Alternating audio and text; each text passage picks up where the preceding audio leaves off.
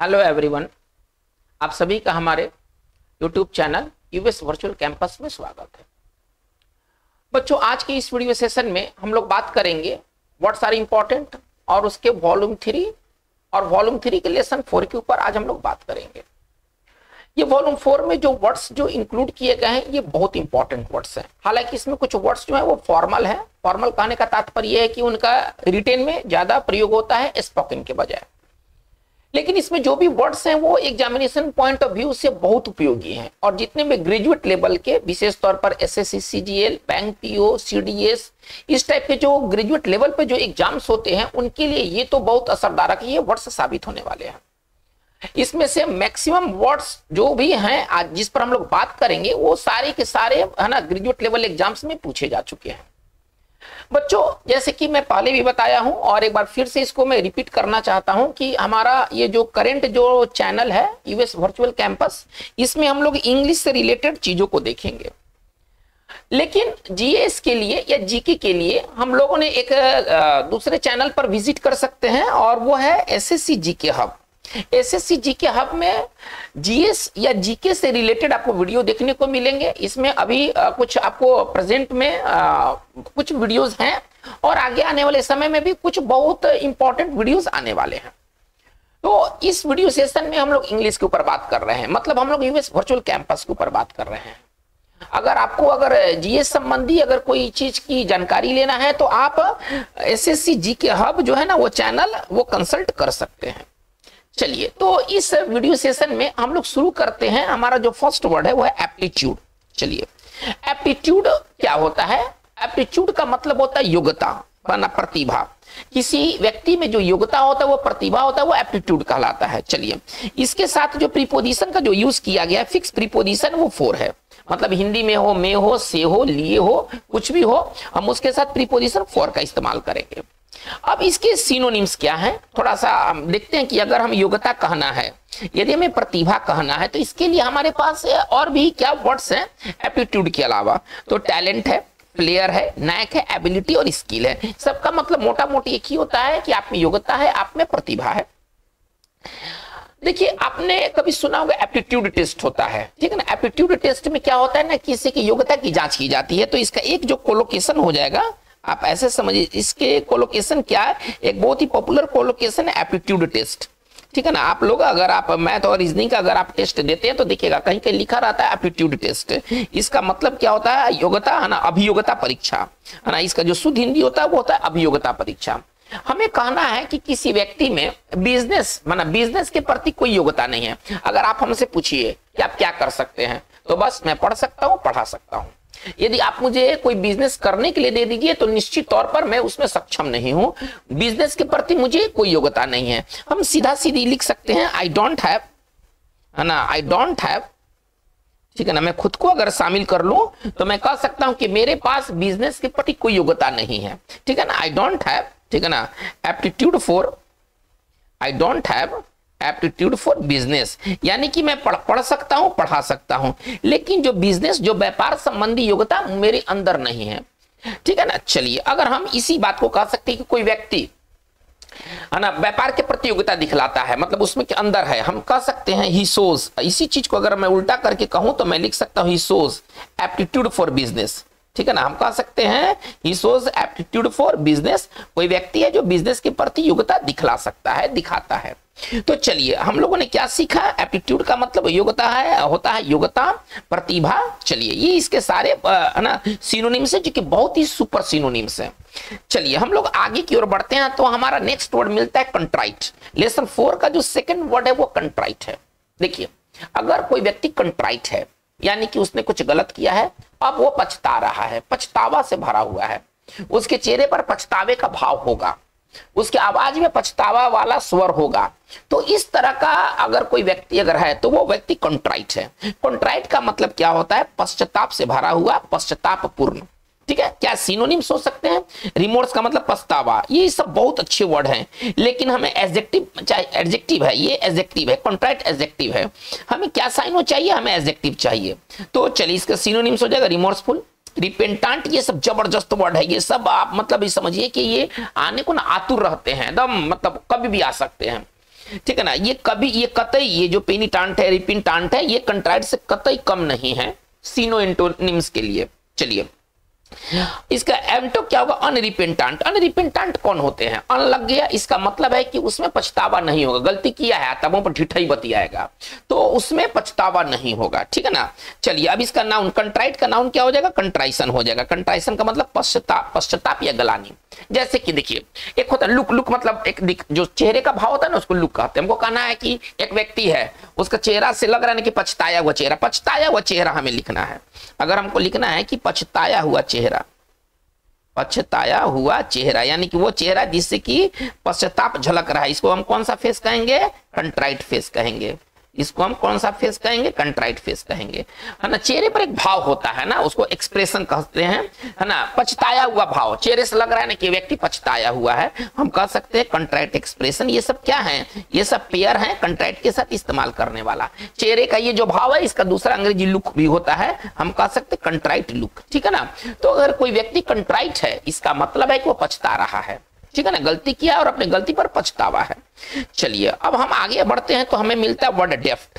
Third word हमारा डेफ्ट है। देखिए डेफ्ट का मतलब क्या होता है, कुशल, निपुण। अगर आप किसी मामले में अगर निपुण है, कुशल है, तो आप उस मामले में डेफ्ट है। चलिए सिनोनिम से क्या हो जाएंगे, स्किलफुल। देखिए स्किलफुल से संबंधित एक चीज जान लीजिए, इसका स्पेलिंग है ना बहुत इंपॉर्टेंट है। इसके स्पेलिंग पर थोड़ा सा बात कर लेते हैं। स्किल में ना डबल एल होता है, जब हम स्किल लिखते हैं तो डबल एल होता है, और जब हम इसमें फुल जब ऐड करते हैं, ठीक है ना, तो एक एल है ना हट जाता है। अब स्किलफुल में जब हम ऐड करेंगे तो स्किलफुल का हमारा सही स्पेलिंग ये होगा। ये मिस स्पेल्ट में ना कई बार ये पूछा गया है। तो चलिए हमारा सिनोनिम्स क्या हो जाएगा, स्किलफुल, अकॉम्प्लिश्ड, ठीक है ना, प्रोफिशिएंट, एडवाइट। इस सब का मतलब है निपुण, कुशल, कोई काम को करने में। चलिए अब इसके एंटोनिम्स क्या हो जाएंगे, क्लमसी, ऑकवर्ड, इनेप्ट, है ना। अगर कोई व्यक्ति क्लमसी है तो कोई काम को फॉरवर्ड ढंग से करता है, उसमें प्रवीणता की कमी है ना, वो किसी काम को करने में कुशल नहीं है, ठीक है। चलिए बेढंगा है और अयोग्य है, ये इसके एंटोनिम्स हैं। लेकिन ये सारे वर्ड्स है ना, वर्ड्स के रूप में ना, ये सारे यूज के वर्ड्स हैं, यही सब एग्जाम में पूछे जाते हैं। चलिए अब हमको कहना है कि जैसे कि कोई व्यक्ति कुशल, कुशल नेता है, वो हमको कहना है कि कुशल वो नेता है, हम कैसे लिखेंगे। अगर हमको कहना है कि वह, हमको जैसे कि कहना है कि वह एक कुशल नेता है, वह एक ना कुशल नेता है। चलिए और हमको इस नेता के लिए ना पॉलिटिशियन इस्तेमाल करना है, कैसे लिखेंगे, he is a deft politician, he is a deft politician. चलिए वो एक छोटा सा वाक्य बना रहा हूं।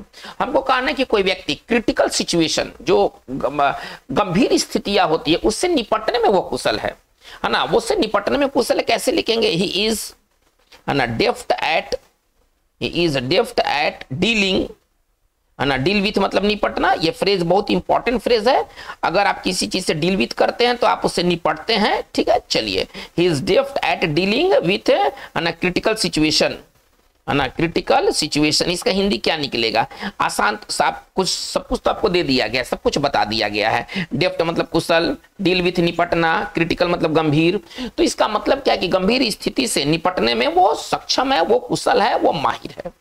चलिए तो डेफ्ट का मतलब होता है कुशल या प्रवीण। आते हैं नंबर वर्ड 4 पर, डिसेबल्ड। देखिए डिसेबल्ड क्या होता है, यदि आप डिसेबल्ड है, खासतौर पर आपका जो अपीयरेंस है, अपीयरेंस का मतलब जो ऐसे आप दिखते हैं, तो अगर आप डिसेबल्ड हैं तो आप गंदा है, आप मैला कुचैला है ना, आप साफ सुथरे नहीं हैं। इसका सिनोनिम्स अनटाइडी और अनकेम्प्ट। इसका मतलब होता है गंदा, जैसे तैसे, अस्त व्यस्त, ठीक है ना। चलिए इसका एंटो क्या हो जाएगा, टाइडी या नीट, चुस्त, साफ सुथरा। चलिए बहुत इंपॉर्टेंट ये वर्ड है, खासतौर पर किसके लिए आते हैं, जैसे कि बाल, अस्त व्यस्त बाल, बाल इधर उधर हो जाए, है ना। अब जैसे सोया हुआ, कपड़ा एकदम अस्त व्यस्त है ना, कपड़ा एकदम इधर उधर फैला हुआ है, ये सारे जो चीज है वो डिसेबल्ड से बनेंगे। हमारा लाइन कैसे बनेगा, हमको कल अस्त व्यस्त बाल, यानी कि बाल जो है ना जैसे तैसे, डिसेबल्ड हेयर, जो मैला एकदम, मुंह अभी धोया नहीं हूं, एकदम इसी तरह से एकदम सो के उठ गया हूं, तो सोकर उठने वाला जो चेहरा होता है वो कौन सा फेस होगा, डिसेबल्ड फेस होगा, ठीक है ना। चलिए ये सब वर्ड हैं डिसेबल्ड के साथ इस्तेमाल होने वाले, मैला कुचैला, है ना। चलिए डिसेबल्ड हम लिख सकते हैं लुक, ये सब पेयर हैं डिसेबल्ड के साथ इस्तेमाल होने वाले। चलिए कोलोकेशन एक और है, डर्टी एंड डिसेबल्ड, है ना, गंदा और मैला कुचैला। देखिए ये पेयर में इस्तेमाल होता है, डर्टी एंड डिसेबल्ड, मतलब कि कोई व्यक्ति अगर डर्टी एंड डिसेबल्ड है तो गंदा है और मैला कुचैला है। चलिए, तो ये डिसेबल्ड बहुत इंपॉर्टेंट वर्ड है, खासतौर पर ड्रेस के लिए आता है। खासतौर पर हम लिख सकते हैं ना, अगर अस्त व्यस्त, जैसे कि मैं बोला कि ड्रेस, सुबह में व्यक्ति जब उठता है तो उसके जो ड्रेस होते हैं अस्त व्यस्त होते हैं, तो ये कौन सा ड्रेस हो जाएगा? Disabled dress, disabled look, disabled face, disabled hair.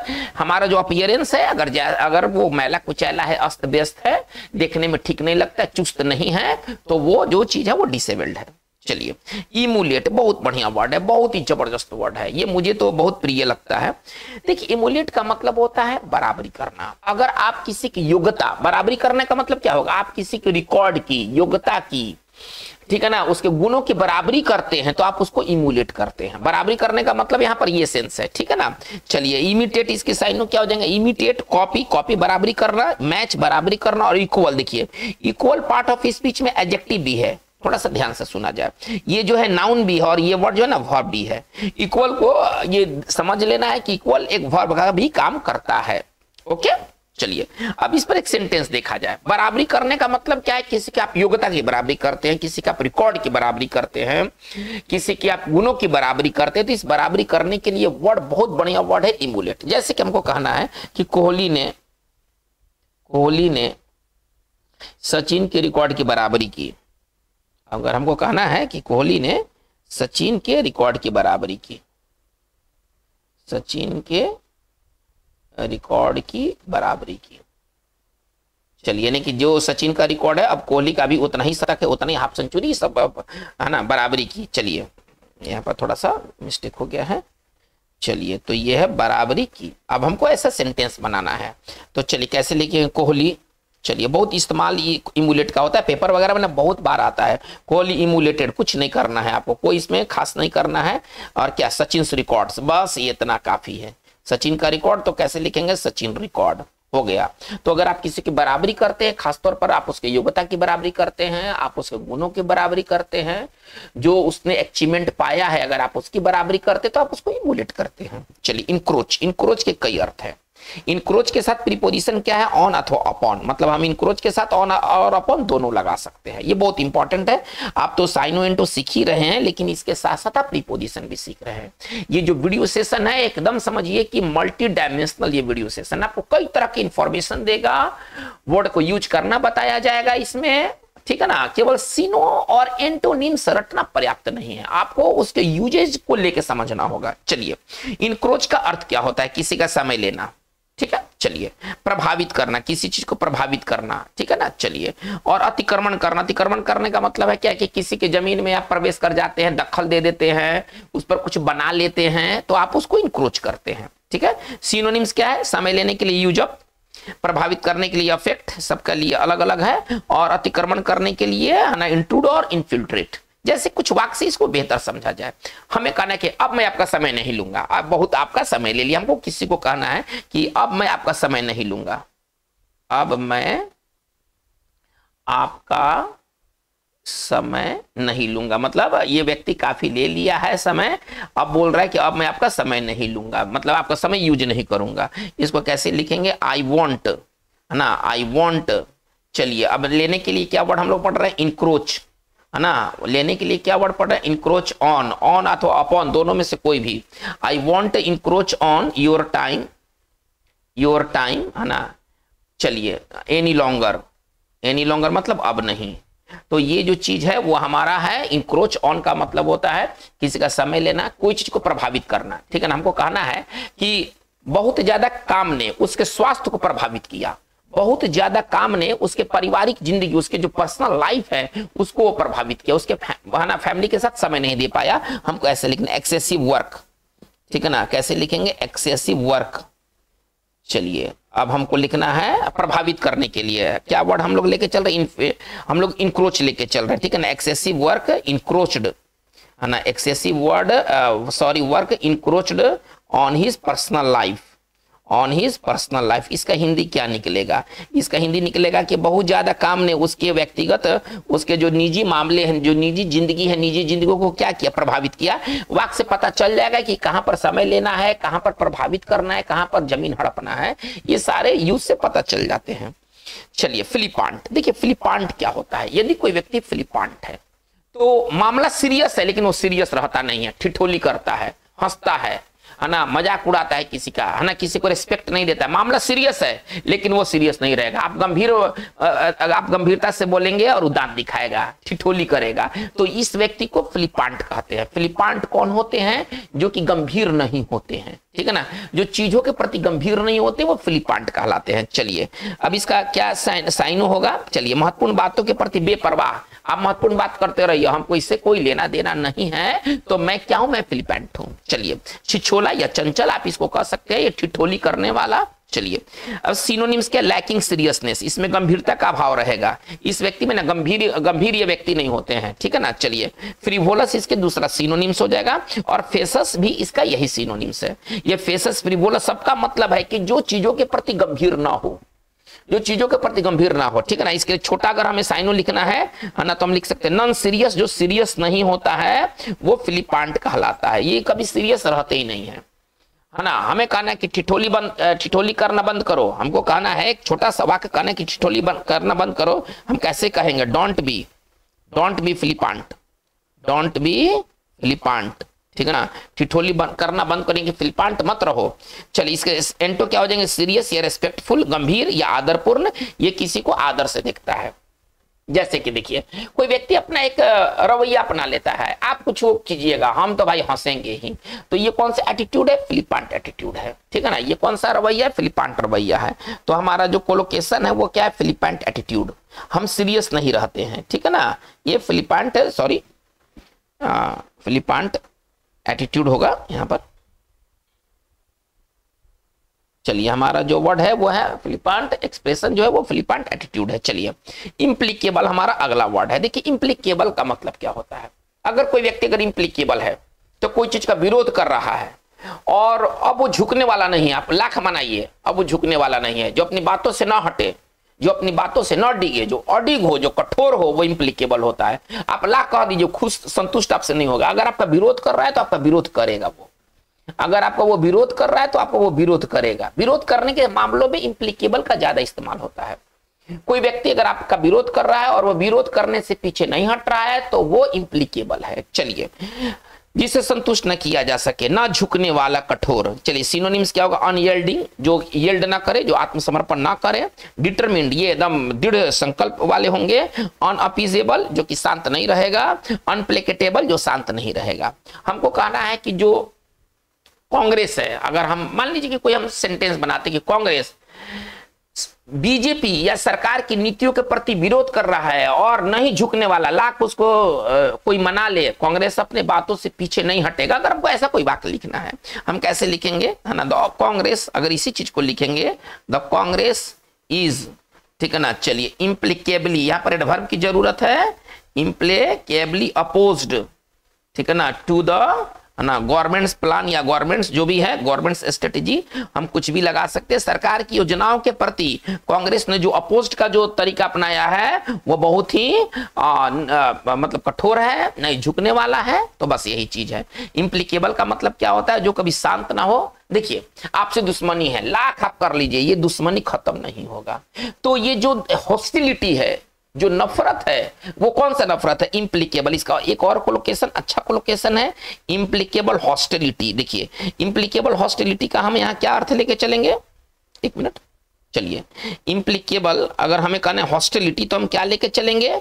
इम्प्लीकेबल यहां पर कर देते हैं, इम्प्लीकेबल हॉस्टिलिटी। हॉस्टिलिटी का मतलब होता है दुश्मनी, नफरत। इसका मतलब है कि ये ऐसा दुश्मनी होगा जो कभी शांत नहीं होगा। चलिए, तो इम्प्लीकेबल का टोटल मतलब यही है कि जो झुके नहीं, जो पीछे हटे नहीं विरोध करने से। चलिए, आगे बढ़ते हैं, नंबर 9 में आते हैं, इनआर्टिकुलेट। देखिए, इनआर्टिकुलेट का मतलब क्या होता है? अगर आप इनआर्टिकुलेट है तो आप बोल ही नहीं रहे हैं, जबकि आपको बोलना चाहिए, आपको बोलना चाहिए, लेकिन आप बोल नहीं रहे हैं, तो ये अवस्था इनआर्टिकुलेट अवस्था कहलाती है, ठीक है ना। चलिए, आप शांत रहते हैं, मुक मतलब शांत है ना। गूंगा का मतलब वो रोग वाला गूंगा नहीं, मतलब बोल नहीं रहा, इसलिए उसको, जैसे गूंगा प्रधानमंत्री, हमारे एक प्रधानमंत्री रहे हैं, उनको गूंगा प्रधानमंत्री लोग कहते हैं, हालांकि ये सच नहीं है। चलिए, इसका सिनोनिम्स क्या हो जाएगा? टंग टाइड, है ना, स्पीचलेस, है ना। स्पीचलेस मतलब जिसका आवाज ना निकले। Unable to express oneself, जो अपने आप को ना व्यक्त ना कर सके, है ना, हम लोग उसको गूंगा कहते हैं। इसका एंटो क्या होगा? आर्टिकुलेट और फ्लुएंट, जो स्पष्ट बोलेगा, धारा प्रवाह बोलेगा, इसका एंटो होगा। हमको कहना है कि तेज तो है लेकिन थोड़ा बोलता कम है, हमको ऐसे कहना है। वो तेज है परंतु थोड़ा कम बोलता है, हमको इस तरह से कहना। कैसे लिखेंगे? ही इज स्मार्ट, तेज तो है ना, he is smart but somewhat, है ना, कुछ हद तक, है ना, बोलता कम है। But somewhat inarticulate, but somewhat inarticulate, लेकिन बोलता जो है वो कम है, थोड़ा गूंग साध लेता है, ठीक है ना। है तेज लेकिन ज्यादा नहीं बोलता, इसका मतलब ये रहा। तो अगर कोई व्यक्ति अगर इनआर्टिकुलेट है वो शांत रहता है, जबकि उसे बोलना चाहिए। आइए हमारा अगला जो वर्ड है इनस्क्रूटेबल, बहुत जबरदस्त वर्ड है। इनस्क्रूटेबल का मतलब होता है रहस्यमयी, है ना, जिसको समझा ना जा सके। खासतौर पर जो रहस्यमय मुस्कुराहट, है ना, ये पता नहीं क्यों मुस्कुरा रहा है, रहस्यमय मुस्कुराहट था। अब ये जो साइनो, इसका एक्सप्लेनेशन कैसे लिखेंगे, तोड़ के कैसे लिखेंगे इस फ्रेज को? रहस्यमय के लिए इनस्क्रूटेबल और मुस्कुराहट के लिए स्माइल, है ना। देखिए एक चेहरे का भाव है, रहस्यमय भाव है, चेहरे का भाव आप पढ़ नहीं सकते हैं कि क्या व्यक्ति चाहता है। अब ये कौन सा एक्सप्रेशन होगा? इनस्क्रूटेबल एक्सप्रेशन होगा। तो अगर कोई चीज यदि इनस्क्रूटेबल है यानी कि वो समझ से परे है ना। रहस्यमय का मतलब है जिसे समझना कठिन हो, जिसे समझना कठिन हो, है ना, वही चीज रहस्यमयी होता है। चलिए अब इसके सिनोनिम्स क्या हैं? बहुत अच्छे सिनोनिम्स है। इनिग्मेटिक, है ना, रहस्यमय, मिस्टीरियस, ये सब दो ही सिनोनिम्स है, लेकिन दो जबरदस्त सिनोनिम्स है।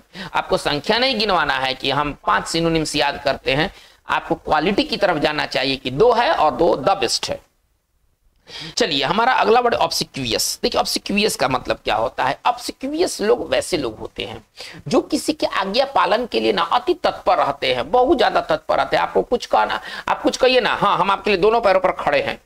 इस तरह के जो लोग होते हैं वो सर्वाइल होते हैं, सर्वेंट वाला उनमें गुण होता है। देखिए इसका एक सिनोनिम्स है सर्वाइल। सर्वाइल का मतलब क्या होता है? जिसमें सर्वेंट वाला गुण हो। इसको अगर तोड़ के लिखेंगे तो कैसे लिखेंगे? टू विलिंग टू ओबे, इसका मतलब क्या है? आज्ञा पालन हेतु अति तत्पर। ये आप उसको कुछ कहिए ना, आप उसको कुछ कहिए तुरंत कदम कर देगा, तुरंत तत्पर है। तो ऐसे लोग है ना, थोड़ा सा गलत दृष्टिकोण से इनको देखा जाता है। चलिए चापलूस, इसके लिए हिंदी के चापलूस, आज्ञा पालन के लिए तत्पर। अब हमारे प्रधानमंत्री हैं, हमारे प्रधानमंत्री के साथ जो भी रहते हैं वो क्या होते हैं? वो एक उस प्रधानमंत्री के चापलूस होते हैं, उनके आज्ञा पालन के लिए एकदम जान तक दे देंगे, अति तत्पर होते हैं ये। तो ये कौन से, ये जो असिस्टेंट उनके सहायक हैं वो कौन से वो असिस्टेंट हैं? तो ऑब्सिक्यूअस असिस्टेंट है वो। अगर हमको ऐसे ही लिखना है, हम क्या लिख सकते हैं? द प्राइम मिनिस्टर, है ना, घिरे रहते हैं, ऐसे चापलूसों से घिरे रहते हैं, हमको ऐसे कहना है द प्राइम मिनिस्टर, ठीक है ना। चलिए is surrounded, the prime minister is surrounded by, ठीक है ना। चलिए ऑब्सिक्यूअस असिस्टेंट, और इनके साथ जो सहायक होते हैं, जो असिस्टेंट्स होते हैं वो अति तत्पर होते हैं आज्ञा पालन के लिए, सर्वाइल नेचर के होते हैं, चापलूस होते हैं। चलिए हम आते हैं ऑब्सेशन। ऑब्सेशन बहुत जबरदस्त वर्ड है। ऑब्सेशन है बहुत, देखिए ऑब्सेशन का मतलब क्या होता है कि कोई बात आपके दिमाग में चला गया है। ऑब्सेशन को थोड़ा समझा जाए, कोई बात आपके दिमाग में चला गया, फिक्स हो गया, अब आप उसी के बारे में निरंतर सोचते रहते हैं। सुबह शाम दोपहर खाते पीते जो भी काम करते हैं आप उसके बारे में सोचते रहते हैं। तो उस चीज के प्रति आपकी क्या है? आपकी ऑब्सेशन है, आप उसमें एकदम लीन हो गए, मगन हो गए हैं, इसी को हम लोग ऑब्सेशन कहते हैं। आप चलिए सिनोनिम्स क्या होगा? फिक्सेशन, प्रीऑक्यूपेशन। फिक्सेशन का मतलब क्या है कि कोई बात आपके दिमाग में जाकर फिक्स कर गया है और आप दिन रात उठते बैठते आप उसके बारे में सोचते रहते हैं, तो ये आपका फिक्सेशन है। लेकिन देखिए यूज के अगर हिसाब से बात करें तो इसका एडजेक्टिव फॉर्म का सबसे ज्यादा यूज होता है। अगर आप हमसे कहेंगे सर आप ऑब्सेशन से एक सेंटेंस बना के दिखाइए, मैं तो बना दूंगा, इसमें कोई संदेह नहीं है, आप भी समझते हैं। लेकिन जो यूज होता है ना वो ऑब्सेस्ड का यूज होता है। अगर आप किसी चीज के प्रति ऑब्सेस्ड हैं तो आप निरंतर 24 घंटे आप उसके बारे में सोचते हैं। वो चीज हो सकता है या व्यक्ति हो सकता है, ठीक है।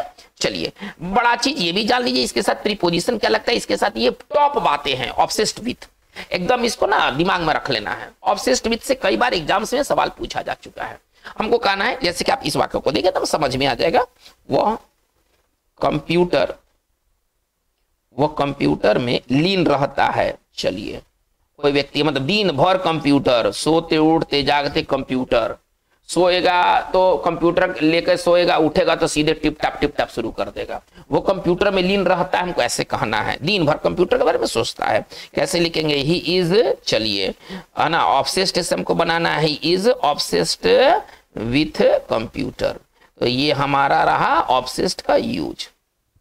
चलिए हम लोग आते हैं पैनोरमा। पैनोरमा क्या होता है ना, देखिए किसी चीज का एक बड़ा जो दृश्य होता है, आगे आपके पहाड़ ही पहाड़ दिखाई दे रहे हैं, जंगल ही जंगल दिखाई दे रहे हैं, समुद्र ही समुद्र दिखाई दे रहा है, तो ये कहलाता है पैनोरमा। पैनोरमा का मतलब आज समझिए दृश्य, नजारा, परिदृश्य, किसी बड़े क्षेत्रफल का जो दृश्य होता है ना, वो पैनोरमा कहलाता है। ठीक है ना, पैनोरमा का मतलब है तो बड़ा दृश्य को पैनोरमा कहते हैं। चलिए इसका सिनोनिम्स क्या हो जाएगा, व्यू, विस्टा। अच्छा, विस्टा अच्छा वर्ड है ना, मतलब बड़ा दृश्य, सीनरी आप जानते हैं। इसका एक्सप्लेनेशन कैसे लिखेंगे, फुल वाइड व्यू है ना, मतलब चौड़ा व्यू को चारों तरफ जो दिखे वो आपका पैनोरमा कहलाता है। हमको कहना है कि यहां से आप समुद्र के है ना आप नजारा देख सकते हैं, हमको ऐसा कहना है। चारों तरफ केवल पानी ही पानी नजर आएगा, हमको कैसे लिख सकते हैं है ना, तो आप यहां से, हमको कहना है आप यहां से है ना समुद्र का नजारा देख सकते हैं, समुद्र का नजारा, सॉरी समुद्र का, ठीक है ना, आप नजारा देख सकते हैं, देख सकते हैं, हमको ऐसे कहना है। चलिए हम इसको कैसे लिखेंगे, यू कैन सी है ना। चलिए शानदार नजारा, इसमें थोड़ा सा वर्ड डाल देते हैं है ना, शानदार नजारा देख सकते हैं। ठीक है ना, आप यहां से समुद्र का शानदार नजारा देख सकते हैं, हमको ऐसे कहना है you can C a wonderful है ना, एक वंडरफुल, अद्भुत, शानदार। चलिए पैनोरमा, नजारा के लिए वर्ड क्या हम लोग देख रहे हैं, तो पैनोरमा देख रहे हैं, ऑफ सी है ना, और यहां से फ्रॉम हियर। चलिए हमारा ये सेंटेंस कंप्लीट हो गया। पूरा लाइन हमारा कैसे बनेगा, एक बार फिर इसको सुन लिया जाए, you can see a wonderful panorama. हालांकि आप ये सभी वर्ड लिख सकते हैं, लेकिन पैनोरमा बहुत बढ़िया वर्ड है। You can see a wonderful panorama of sea from here, आप यहां से समुद्र का एक शानदार नजारा देख सकते हैं। चलिए आते हैं वर्ड नंबर 14, 14 की तरफ, पेट्रीफाइड। देखिए पेट्रीफाइड का मतलब क्या होता है, अगर आप पेट्रीफाइड हैं तो आप एकदम भयभीत हो गए हैं, एकदम डर गए हैं, और आप हिल डुल, मतलब एक आदमी को कैसे कहते हैं, उसको कठिया मार दिया, तो लगा कि अब हिलिए डुलिए नहीं रहा है, काट की मूर्ति की तरह खड़ा हो गया है, एकदम डरा हुआ है, हमको ऐसे करना, डरा हुआ है और हिल डुल नहीं रहा है, एकदम स्तब्ध हो गया है। तो ये जो होता है ना वो पेट्रीफाइड। पेट्रा मतलब चट्टान, आप ऐसा समझिए। पेट्रा जो रूट वर्ड है ना, इसका रूट वर्ड है, पेट्रा का मतलब क्या होता है, चट्टान होता है ना, जिसको हम लोग कहते हैं कठिया मार दिया। ठीक है ना, उसको कठिया मार दिया, हम डर गया है, एकदम हिल डुल नहीं रहा है, ये पेट्रीफाइड अवस्था है, भयभीत, डरा हुआ, स्तब्ध। टेरिफाइड, हॉरिफाइड है ना, फ्राइटेंड ये एक वर्ड है, फ्राइटेंड एक वर्ड है, ये सब सिनोनिम्स है। चलिए हम लोग आगे आते हैं, वर्ड नंबर है 15 है ना, प्रोहिबिटिव। प्रोहिबिटिव का मतलब क्या होता है ना, कि बहुत ऊंचा, महंगा, कीमत के सेंस में इसका इस्तेमाल होता है ना, काफी ऊंचा कीमत या महंगा। चलिए इसका सिनोनिम्स क्या होगा, एक्सोर्बिटेंट, एक्सेसिवली हाई है ना। चलिए इसका एंटो क्या होगा, रीजनेबल, उचित। जैसे कि हमको कहना है कि हमारी जो आवश्यक जो सामग्री है, आवश्यक वस्तुएं ऊंची कीमत पर बेची जा रही है, हमको कहना है आवश्यक वस्तुएं है ना बेहद ऊंची कीमत पर बेची जा रही है, बेहद ऊंची कीमत पर बेची जा रही है। चलिए हमको ऐसा कहना है, ये जो आवश्यक वस्तुएं हैं वो बेहद ऊंची कीमत पर बेची जा रही है। चलिए कैसे लिखेंगे है ना, एसेंशियल कमोडिटीज, आवश्यक वस्तुओं के लिए क्या लिखेंगे, एसेंशियल कमोडिटीज। चलिए आर बीइंग, पैसिव वॉइस में बनेगा, आर बीइंग सोल्ड एट है ना, सोल्ड के साथ एट का प्रयोग करेंगे, सोल्ड एट। चलिए बेहद ऊंची कीमत, तो बेहद ऊंची के लिए क्या वर्ड हम लोग देख रहे हैं, प्रोहिबिटिव। तो कैसे लिखेंगे, प्रोहिबिटिव प्राइस, प्रोहिबिटिव प्राइस। ये हमारा सेंटेंस कंप्लीट हो गया। चलिए essential commodities are being sold at prohibitive price. चलिए प्रोपिसस, हमको कहना है प्रोपिसस बहुत अच्छा वर्ड है, ये सब जबरदस्त वर्ड है। प्रोपिसस का मतलब कहता है शुभ, अच्छा, अरे जो अच्छा है वो शुभ है। चलिए सिनोनिम्स क्या होगा, फेवरेबल। अरे देखिए शुभ क्या होता है, जो आपका फेवर कर जाए वह शुभ, जो आपके फेवर ना करे वह शुभ। शुभ शुभ क्या होता है, यही चीज होता है। चलिए इसका दूसरा सिनोनिम्स हम लोग देख चुके हैं पहले के चैप्टर्स में, इन ना ऑस्पिशियस, ऑस्पिशियस का भी अर्थ होता है शुभ। चलिए इसका एंटो क्या होगा, इनऑस्पिशियस, अशुभ है ना। चलिए हम लोग आगे देखते हैं, वर्ड नंबर है हमारा 17, क्वाम्स। क्वाम्स का मतलब क्या होता है, देखिए क्वाम्स का मतलब होता है कि आपको आशंका है, चिंता है किसी चीज की नैतिकता को लेकर के, ठीक है ना। चलिए आपको किसी चीज का मलाल रह जाता है, आप कुछ करते हैं, सोचते हैं कि कहीं गलत नहीं ना कर रहे हैं है ना, क्योंकि आप उसमें नैतिकता को देख रहे हैं है ना। हमको कहने कि भीख मांगना अपराध है, आप भीख मांगने निकले हैं, यार कुछ गलत नहीं ना कर रहे हैं, तो ये जो भावना होता है ना, ये क्वाम्स होता है। क्वाम्स अपने साथ प्रीपोजिशन अबाउट लेता है, इसके इसके देखिए, इसके साइनो एंटो से ज्यादा अच्छा जो है ना, इसके साइनो एंटो से ज्यादा अच्छा वर्ड इसका प्रीपोजिशन है। प्रीपोजिशन को पढ़ा जाए, कुछ वर्ड्स के साइनो एंटो से ज्यादा अच्छा उसका प्रीपोजिशन होता है। अब इसके सिनोनिम्स अगर आपको लिखना है, क्या लिख सकते हैं, आराम से इसका सिनोनिम्स लिख सकते हैं। इसका सिनोनिम्स होगा मिसगिविंग्स, है ना, एक इसका अच्छा सिनोनिम्स है मिसगिविंग्स।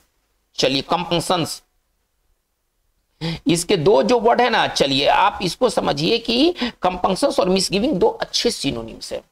चलिए अगर हमको कहना है कि जैसे कि देखिए, ठगना बुरी बात है, लेकिन कुछ ऐसे व्यक्ति होते हैं ठगने में ना किसी तरह का सोच नहीं रखते हैं। ठगना है ना, आज तो ठग लेते हैं, चलिए ठगना है ना ठग लेते हैं, है ना, हम नैतिकता नहीं देखेंगे।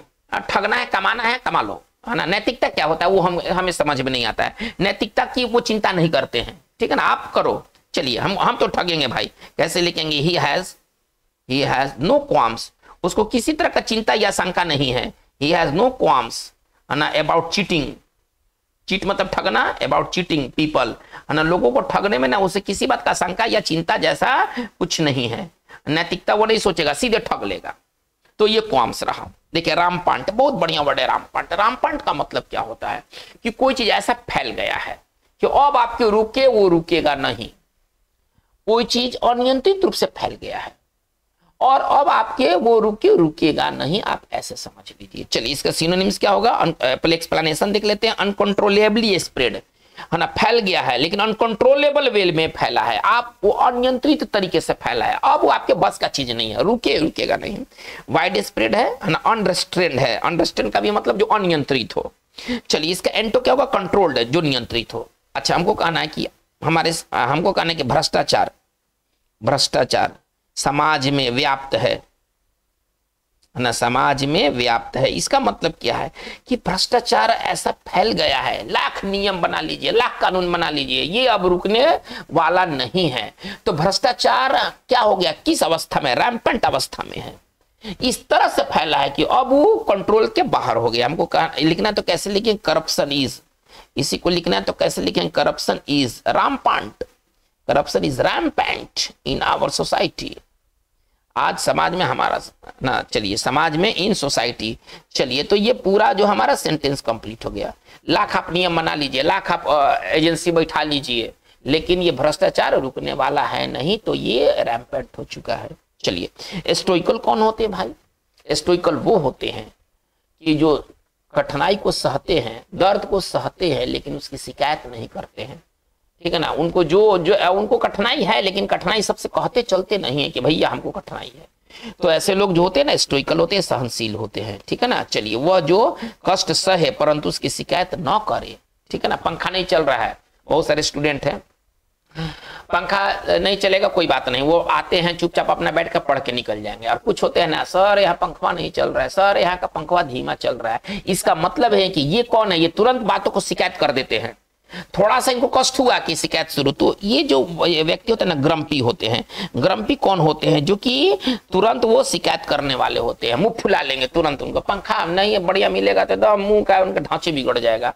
ये ग्रम्पी होते हैं, है ना, गुस्सैल टाइप के होते हैं, मुंह फुला लेते हैं, आप शिकायत करने वाले होते हैं। आप इनको जो कहना है कह दीजिए। चलिए इसका एंटो क्या होगा, एक्साइटेबल और एंग्सियस, ये उत्तेजित या चिंतित, इसका जो हिंदी होगा। चलिए तो ये बहुत इंपॉर्टेंट वर्ड स्टोइकल। अच्छा अब स्टोइक जो है ना, वो स्टोइक नाउन हो जाएगा ना, स्टोइक व्यक्ति हो जाएगा। स्टोइकल उसका गुण है और ये गुणातीत, है ना। आप ऐसे समझिए जो कि जिसको कोई तरह का शिकायत नहीं होता, वो स्टोइक। स्टोइक व्यक्ति होगा, सहनशील व्यक्ति को क्या कहेंगे, स्टोइक, है ना। इसका जो हिंदी होगा वो क्या होगा, सहनशील व्यक्ति को स्टोइक कहेंगे। चलिए अब हम आगे चलते हैं। हमारा अगला जो वर्ड है वो है आपका सस्टेनेंस। सस्टेनेंस मतलब होता है खुराक, भोजन, किसी तरह का पर्टिकुलर जो खाना होता है आपका सस्टेनेंस कहलाता है। सिनोनिम्स हो जाएगा नरिशमेंट और फूड।